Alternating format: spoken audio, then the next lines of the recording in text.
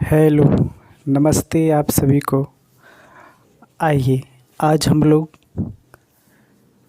शून्यक से संबंधित क्वेश्चन को करेंगे और सबसे बड़ी बात है कि देखेंगे कि इसका ट्रिक क्या हो सकता है।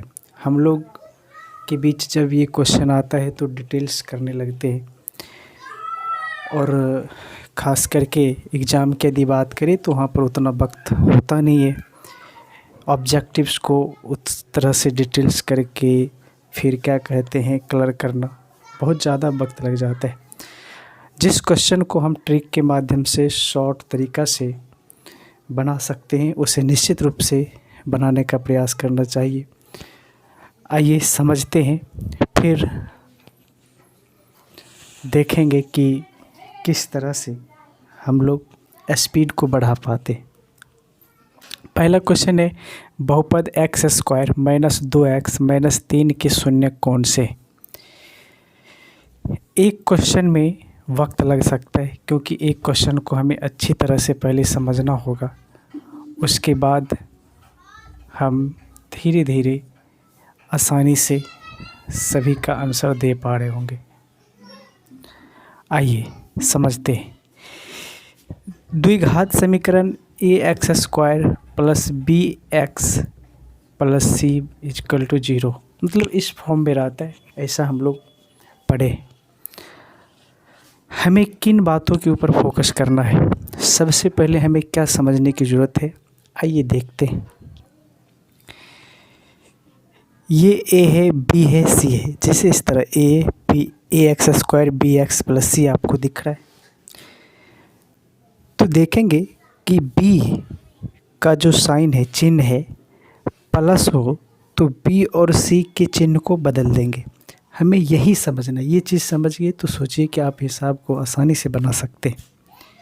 मतलब इससे पहले b से जो पहले जो साइन है आदि प्लस रहेगा तो हम दोनों चिन्ह को बदलेंगे, ये वाले। मतलब यदि यहाँ पर प्लस लगा हुआ मिलेगा तो हम इस चिन्ह को भी और इस चिन्ह को भी, मतलब b के स्थान पर जो चिन्ह रहेगा उसको भी और c के स्थान पर, मतलब c से पहले जो चिन्ह रहेगा उसको भी हमें चेंज करना है।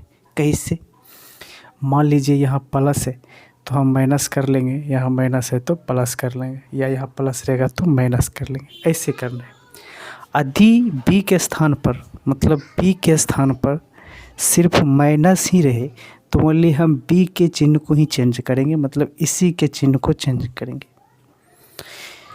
इसको समझना बहुत ज़रूरी है। आइए हम हिसाब को करते हैं, फिर 1 से 2 हिसाब में हमें बात समझ में आ जाएगी कि हम क्या करते हैं और आप लोगों को क्या समझाना चाहते हैं। देखिए यहाँ माइनस है तो हम बोले यदि माइनस रहे b से पहले तो ओनली b के चिन्ह को ही बदलेंगे, मतलब यही चिन्ह चेंज होगा। यहाँ माइनस है तो हम प्लस कर लेंगे और ये जो चिन्ह है c से पहले इसको कुछ नहीं, ज्यों का त्यों लिख देंगे। ठीक है, पहला काम हमें यही करना था। ये कर लेने के बाद आगे क्या करना है सो देखिए। अब ये जो c के स्थान पर, ठीक है, यानी अचर पद जो आपको दिख रहा है, इसको ऐसे 2 बराबर भागों में बांटेंगे कि गुना करने पर इतना ही पुरना चाहिए और घटाने पर ये बीच वाले पद के बराबर पुरना चाहिए। घटाने पर ही क्यों? क्योंकि इससे पहले माइनस लगा हुआ है, इसलिए घटाने पर। यदि इससे पहले प्लस लगा हुआ रहता तो हम आपको बोलते जोड़ने पर इतना पुरना चाहिए। देखिए 3 में 1 से गुना करेंगे 3 हो जाएगा और 3 में 1 को आपस में घटा लेंगे तो 2 हो जाएगा। मतलब ये बिल्कुल सही है हमारा गुणनखंड। 3 में 1 से गुना कर रहे तो इतना भी पुर रहा है, उसको आपस में घटा भी रहे तो इतना पुर रहा है। अब हमें क्या करना है, बड़ी वाली वैल्यू को पहले, छोटी वाली वैल्यू को बाद में लिख लेंगे। 3 और 1, यही हमारा आंसर हो गया। देखिए आपको लग रहा होगा कि इसमें तो ज़्यादा वक्त लगता है, ऐसा नहीं है। आप पहले समझिए एक बार, फिर आप इसे आसानी से कर सकते हैं और बहुत ही फास्ट तरीक़ा से कर सकते हैं और एग्ज़ाम में आप टाइम को बचा सकते हैं। देखेंगे 3 और -1 कहाँ है, 3 -1 यहाँ पर है। ठीक है, ज़रूरी नहीं कि आपको प्लस लिखा हुआ ही मिलेगा। 3 माइनस 1 ये हमारा आंसर हो गया। अब हम अगले क्वेश्चन की ओर चलते हैं और देखते हैं कि उसे हम किस प्रकार से कर सकते हैं। अब बहुत कुछ हम लोग समझ गए। क्वेश्चन नंबर 2 है, द्विघात बहुपद x square plus 3x plus 2 के शून्यक है। इसका शून्यक क्या होगा, शून्यक की ज्ञात करना है। अब देखिए इसमें क्या करते हैं हम लोग, यहाँ पर देख रहे हैं कि सबसे पहले चिन्ह को देखना है, बी वाले चिन्ह को। बी से पहले यहाँ प्लस है, तो बताए थे कि यदि प्लस रहे तो बी और सी का जो चिन्ह होगा वो हम बदल देंगे। कैसे, यहाँ प्लस है तो यहाँ माइनस, यहाँ प्लस है तो माइनस। यदि यहाँ माइनस रहता तो हम प्लस कर लेते।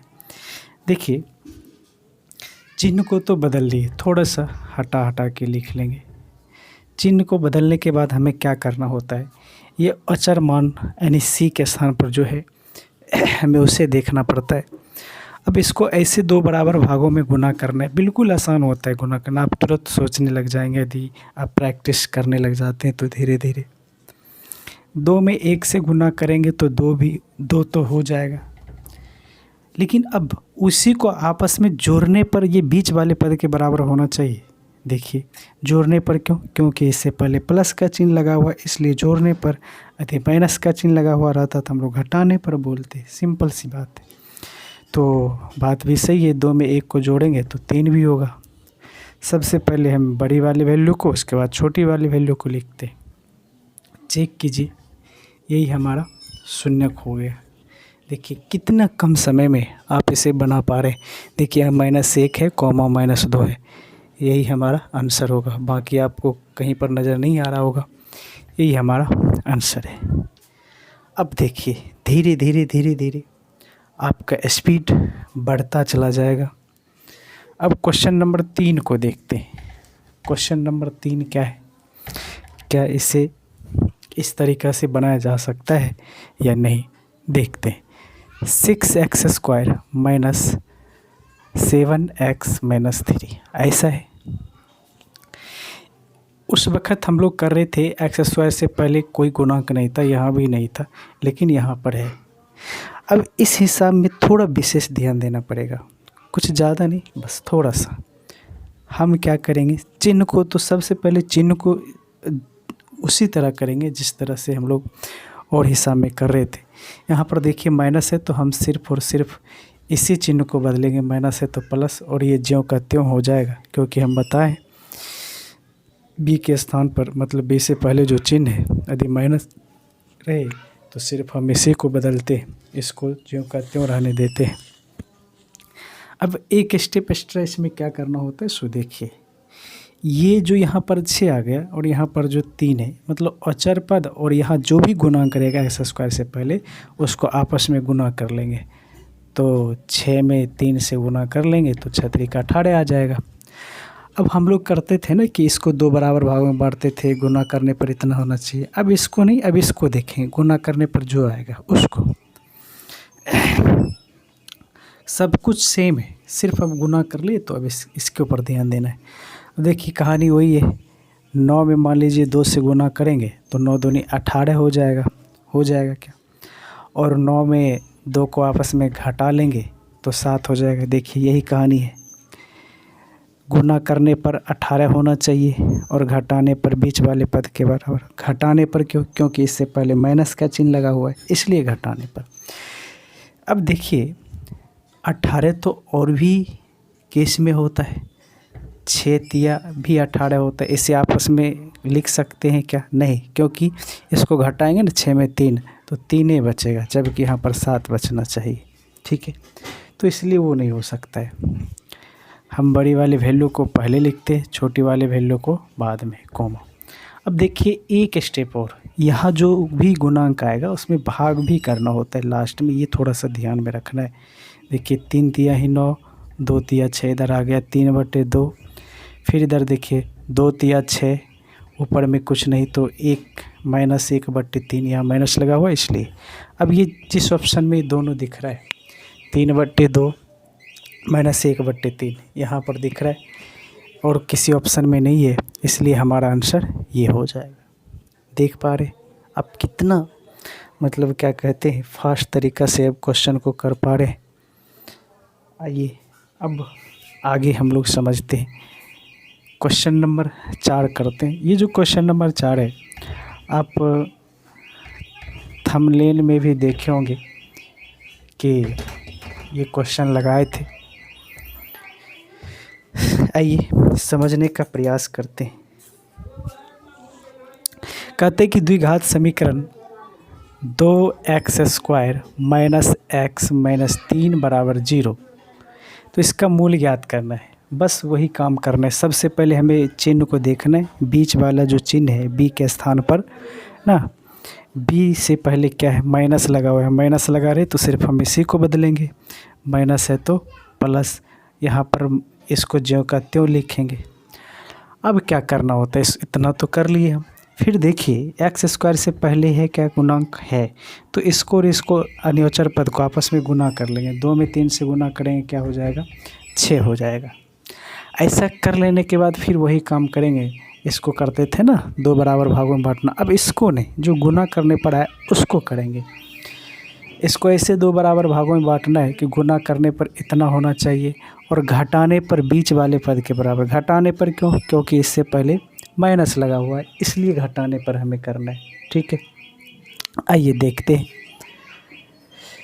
3 दूनी भी 6 हो जाएगा और 3 में 2 को घटा लेंगे तो 1 आएगा। यहाँ पर एक ही होगा ना, x है तो उसका गुणक एक ही होता है, तो इसलिए 1 आएगा यहाँ पर। अब देखिए बड़ी वाली वैल्यू पहले, छोटी वाली वैल्यू बाद में। ठीक है, अब क्या करना होता है, x² का जो गुणांक है उसको इससे भाग भी करना होता है। ठीक है, भाग भी कर दिए। इसको काटेंगे तो ये आ जाएगा -1, ये तो कटेगा नहीं। अब देखिए 3/2 और -1 कहाँ पर आपको इसमें दिख रहा है, 3/2 और देखिए -1 और 3/2, यही हमारा आंसर हो गया। अब आप सोच के देखिए, इतना फास्ट तरीक़ा से हम लोग इन हिसाबों को करने लग गए तो एग्ज़ाम में निश्चित रूप से आपका वक्त बचेगा, टाइम बचेगा। जितना हो सके प्रैक्टिस कीजिए। अच्छा, एक हिसाब और लेते हैं, इस टाइप का भी पूछा जाता है अक्सर एग्ज़ाम में, लेकिन वो इजी होता है। उसमें ट्रिक क्या, ऐसे ही वो इजी होता है। मान लीजिए आपको दे दे x² -2 और इसमें पूछे कि शून्य ज्ञात कीजिए, तो बिल्कुल आसान है। इसके बराबर में 0 लगा लीजिए, फिर x² बराबर, इधर माइनस में है 2, उधर चला गया प्लस में, इसलिए x बराबर स्क्वायर जब दूसरे साइड भेजते हैं तो अंडर रूट में जाता है, तो 2 के ऊपर रूट आ गया, तो ये हो गया। शून्य तो 2 रहना चाहिए, तो इसी को 1 हो जाएगा प्लस में और 1 हो जाएगा माइनस में। इसी में 2 हम बना लेंगे, प्लस 1 माइनस में। मान लीजिए कि कोई आपसे ये कह दे कि x² - 3 का शून्य पता करना है, तो बराबर 0 लिखेंगे। x² बराबर 3, इधर माइनस में उधर गया तो प्लस में, इसलिए x बराबर हो जाएगा अंडर रूट 3, स्क्वायर उधर जाएगा 3, इसी को 1 हो जाएगा प्लस में और 1 हो जाएगा माइनस में। एक कभी कभी ये भी पूछ लेता है, इसलिए इसको भी आप एक बार समझ लीजिए, ऐसा कर सकते हैं। तो यही था आज का। हम लोग फिर अगले दिन किसी ट्रिक के साथ उपस्थित होंगे।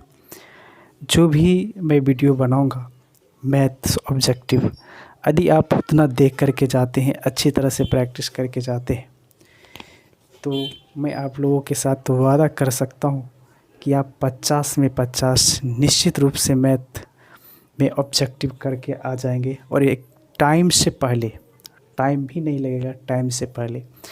अभी आप लोगों को क्या कहते हैं, बहुत कुछ मिलेगा, बहुत कुछ समझने के लिए मिलेगा। हम कंटिन्यू वीडियो लेकर के आते रहेंगे आप लोगों के बीच। और बस थोड़ा सा आप लोग भी एक काम कीजिए, चैनल को आगे बढ़ाने का प्रयास कीजिए, ताकि एक एनर्जी मिले अंदर से और आप लोगों के बीच बेहतर से बेहतर कर पाऊँ। स्टूडेंट के बीच में शेयर कीजिए और उन्हें भी सब्सक्राइब करने के लिए बोलिए। अच्छा लगता है वीडियो को तो लाइक भी कीजिए। धन्यवाद। पुनः अगले एपिसोड में मिलते हैं।